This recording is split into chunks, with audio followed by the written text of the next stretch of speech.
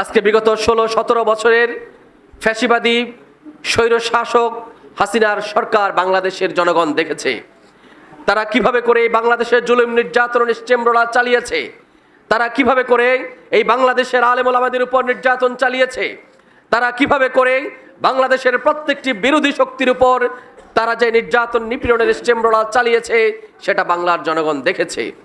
এই বাংলাদেশকে একটি তলাবিহীন ঝুড়িতে কিভাবে পরিণত করেছে, এই বাংলাদেশের হাজার হাজার কোটি টাকা, এই বাংলাদেশের হাজার হাজার কোটি টাকার সম্পদ কিভাবে তারা ভারতীয় আধিপত্যবাদী শক্তির হাতে তুলে দিয়েছে সেটাও বাংলাদেশের মানুষ অবলোকন করেছে। প্রিয় ভাইরা, সর্বশেষ তারা এই দেশ থেকে এমনভাবে বিতাড়িত হয়েছে যেটা ফেরাউন নমরুদের ইতিহাসকে আমাদেরকে স্মরণ করিয়ে দেয়। প্রিয় ভাইরা, সম্মানিত ভাইরা, আমরা সেই 17 বছরের ইতিহাস দেখেছি।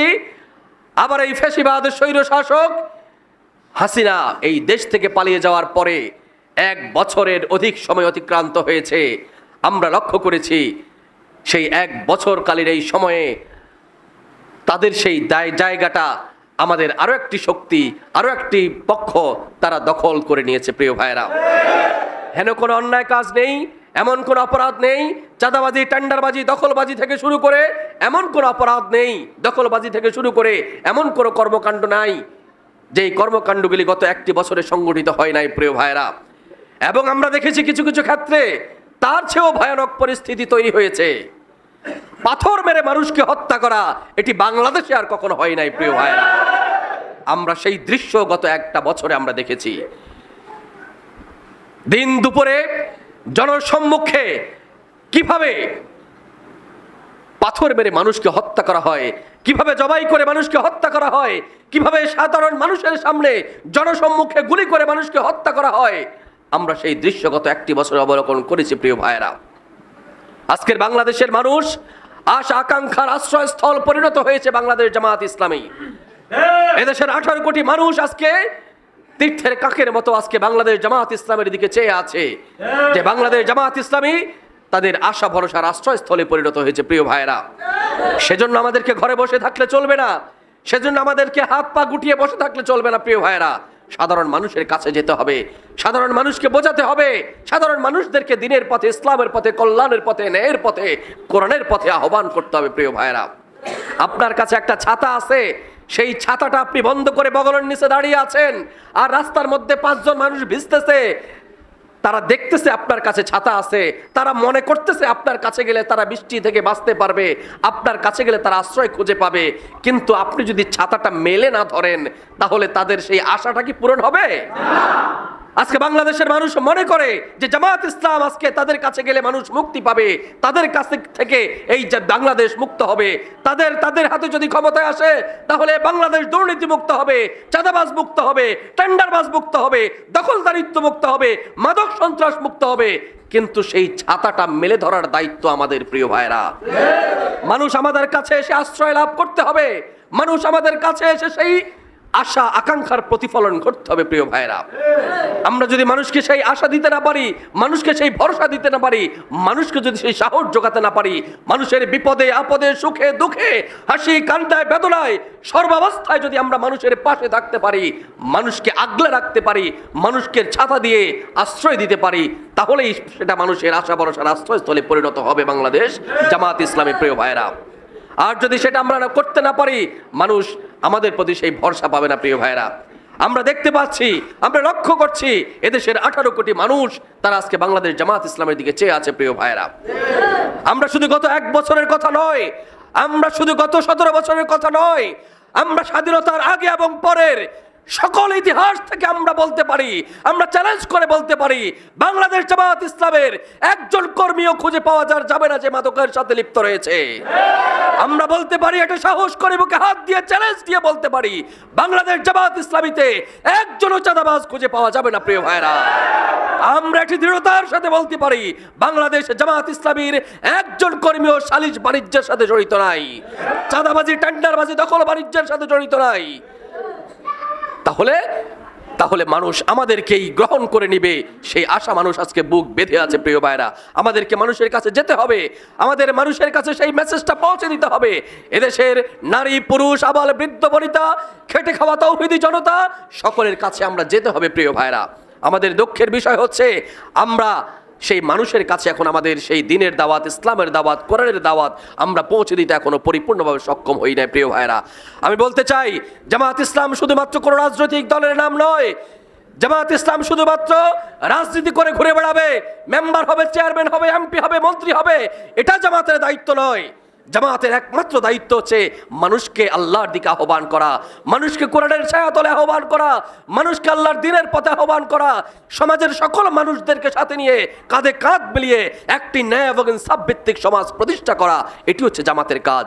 আর সেজন্য সবার আগে জামাতের একজন কর্মীকে, জামাতের একজন সহযোগীকে, জামাতের একজন শুভাকাঙ্ক্ষীকে, জামাতের একজন সমর্থককে, তাকে সবার আগে নিজেদেরকে একজন আল্লাহওয়ালা, খোদাভীরু, নেককার, দিনদার, ইমানদার, খোদাভীরু মুসলমান হিসেবে তৈরি করতে হবে। প্রিয় ভাইরা, আমরা যদি নিজেদেরকে সেরকম করে একজন যোগ্যতা সম্পন্ন, দিনদার, ইমানদার মানুষ হিসেবে প্রস্তুত করতে না পারি, তাহলে আমরা এই সমাজকে পরিবর্তন করতে পারবো না। প্রিয় ভাইরা, আমরা কোরআনের আলোকে সমাজ পরিবর্তন করতে চাই, তার আগে কোরআনের আলোকে আমার জীবনটাকে রাঙাতে হবে। প্রিয় ভাইরা, আমরা কোরআনের আলোকে সমাজ পরিবর্তন করতে চাই, আমরা কোরআনের আলোকে রাষ্ট্র গঠন করতে চাই, কিন্তু তার আগে আমাদের নিজেদেরকে পরিবর্তন করতে হবে। প্রিয় ভাইরা, আমরা যদি নিজেদেরকে পরিবর্তন করতে না পারি, আমরা যদি নিজেদেরকে সংশোধন করতে না পারি, আমরা যদি নিজেদেরকে কোরআনের রঙে রাঙাতে না পারি, তাহলে এই সমাজকে আমরা কোরআনের রঙে রাঙাতে পারবো না। প্রিয় ভাইরা, সেজন্য আমাদেরকে নিজেদেরকে সবার আগে প্রস্তুতি নিতে হবে।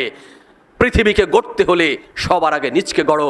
আমার নিজেকেই গড়ার মাধ্যমে আমি আমার এই সমাজটাকে গড়তে পারবো। প্রিয় ভাইরা, এই সমাজে যারা অপরাধের সাথে লিপ্ত রয়েছে, এই সমাজে যারা অন্যায়ের সাথে লিপ্ত রয়েছে, এই সমাজের যে সমস্ত ছেলেপেলেরা ইফটিজিংয়ের সাথে লিপ্ত রয়েছে, তারা আমাদেরই ভাই, তারা আমাদেরই সন্তান, তারা আমাদেরই ভাতিজা, তারা আমাদেরই নাতিপুতি। প্রিয় ভাইয়েরা, এখানে রামগঞ্জ থেকে অথবা লক্ষ্মীপুর থেকে অথবা অন্য কোনো জায়গা থেকে কেউ এখানে এসে সন্ত্রাসী চাঁদাবাজি করে না, তারা আমাদেরই সন্তান। তাদেরকে বোঝাতে হবে, তাদের কাছে যেতে হবে, তাদেরকে কোরআনের আলোয় তাদেরকে আলোকিত করতে হবে, তাদেরকে কোরআনের দাওয়াতে, তাদেরকে আহ্বানে তাদেরকে একীভূত করতে হবে। প্রিয় ভাইয়েরা, আমরা যদি তাদেরকে সে খারাপ হয়ে গেছে, সে নষ্ট হয়ে গেছে, সে পথভ্রষ্ট হয়ে গেছে, এই কথা বলে যদি তাকে আমরা ছেড়ে দেই, সে অপরাধের সাথে লিপ্ত, সে মাদকের সাথে লিপ্ত, এই কথা বলে তাদেরকে ছেড়ে দিলে চলবে না। প্রিয় ভাইরা, তারা এই সমাজেরই অংশ এবং অন্যান্য দলের সাথে যারা সম্পৃক্ত রয়েছেন, আমরা সকল দলের ভাইদেরকে নিয়ে আমরা এই সমাজটাকে করতে চাই। দল, মত, জাতি, ধর্ম, বর্ণ নির্বিশেষে সকল মানুষদেরকে নিয়ে আমরা এই সমাজটাকে গঠন করতে চাই। প্রিয় ভাইরা, এটি জামাতের একার কাজ নয়, এটি জামাত ইসলামকে এককভাবে এই দায়িত্ব দিয়ে আল্লাহ রাব্বুল আলামিন দুনিয়াতে পাঠান নাই। আল্লাহ বলছেন, ওয়াতাসিমু বিহাবলিল্লাহি জামিয়া ওয়ালা তাফাররাকু, তোমরা সংঘবদ্ধভাবে সেই কাজটা করো, তোমরা সংঘবদ্ধভাবে আল্লাহর কোরআনকে আঁকড়ে ধরো, সংঘবদ্ধভাবে আল্লাহর রজ্জুকে আঁকড়ে ধরো, এবং তোমরা পরস্পর আলাদা হয়ে যেও না, বিচ্ছিন্ন হয়ে যেও না। এই সমাজের যত মানুষ আছে সকলকে নিয়েই আমরা এই সমাজটাকে গড়ার সেই উদাত্ত আহ্বান জানাতে হবে। প্রিয় ভাইরা, আল্লাহ রাব্বুল আলামিন আমাদেরকে সে উদ্দেশ্যে বলছেন, কুনতুম খায়রা উম্মাতিন উখরিজাত লিন-নাস তা'মুরুনা বিল মা'রুফ ওয়া তানহাউনা আনিল মুনকার, তোমরাই সর্বোত্তম জাতি, তোমরা শ্রেষ্ঠ জাতি, তোমাদের কাজ হচ্ছে তোমরা মানুষকে সৎ কাজের আদেশ করবে এবং অসৎ কাজে বারণ করবে। প্রিয় ভাইরা, এই কাজ করতে গেলে বাধা আসবে, এই কাজ করতে গেলে প্রতিবন্ধকতা আসবে, এই কাজ করতে গেলে আপনার উপরে হামলা মামলা আসবে, এই কাজ করতে গেলে আপনার উপর চোখ রাঙানি আসবে, এই কাজ করতে গেলে আপনার ব্যবসার ক্ষতি হবে, চাকরির ক্ষতি হবে, আপনার আরো সমস্যা হইতে পারে।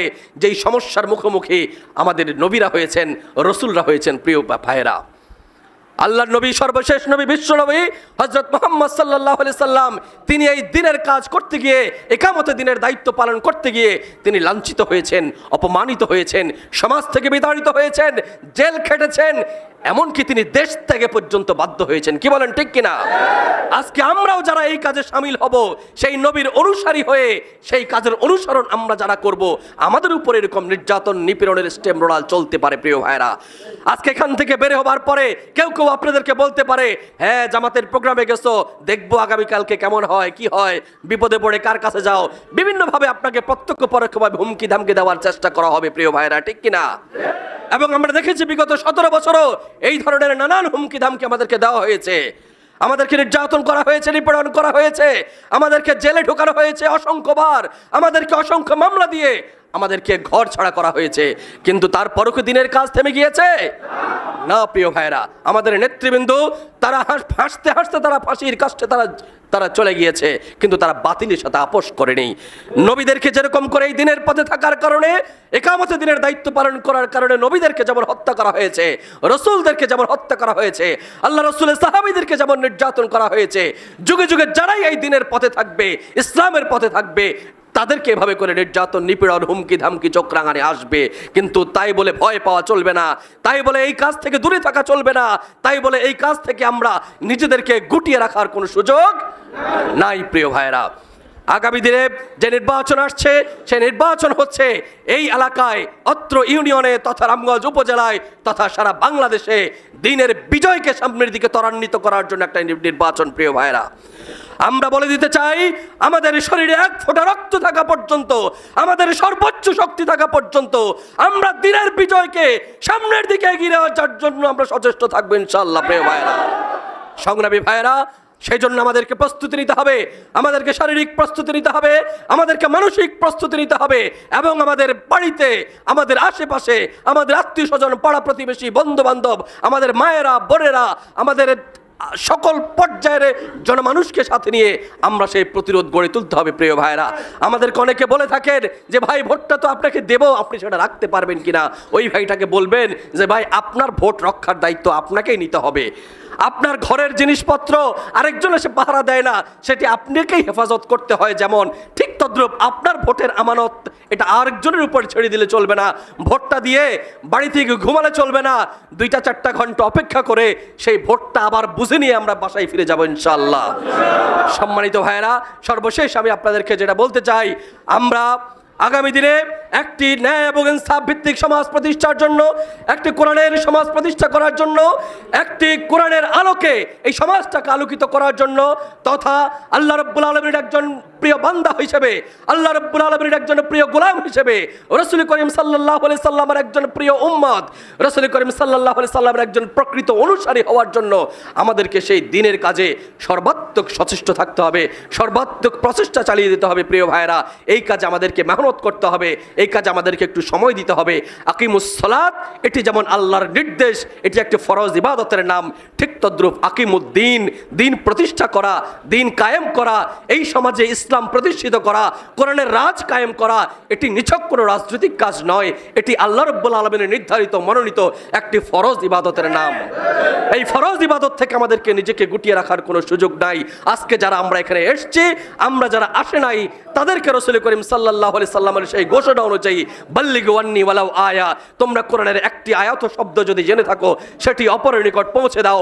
আমরা আজকে যা কিছু শুনেছি, যা কিছু বুঝেছি, আমাদের আত্মীয় স্বজন, পাড়া প্রতিবেশী, বাড়িতে মাছ আছে যারা আছে, যে সমস্ত ভাইরা আসতে পারে নাই, সকলের কাছে আমরা সেই দিনের মেসেজ, ইসলামের মেসেজ, কোরআনের দাওয়াত আমরা পৌঁছে দেওয়ার জন্য চেষ্টা করব ইনশাআল্লাহ। আজকের এই পরিবেশে, আজকের এই আয়োজনে সবাই উপস্থিত হওয়ার জন্য আমি আমার অন্তরের অন্তঃস্থল থেকে আপনাদেরকে ধন্যবাদ জানাচ্ছি এবং মোবারকবাদ জানাচ্ছি। আমরা একটা কথা বলে শেষ করতে চাই, সত্যের সেনানীরা নেবে না কো বিশ্রাম, আমাদের সংগ্রাম চলবেই অবিরাম।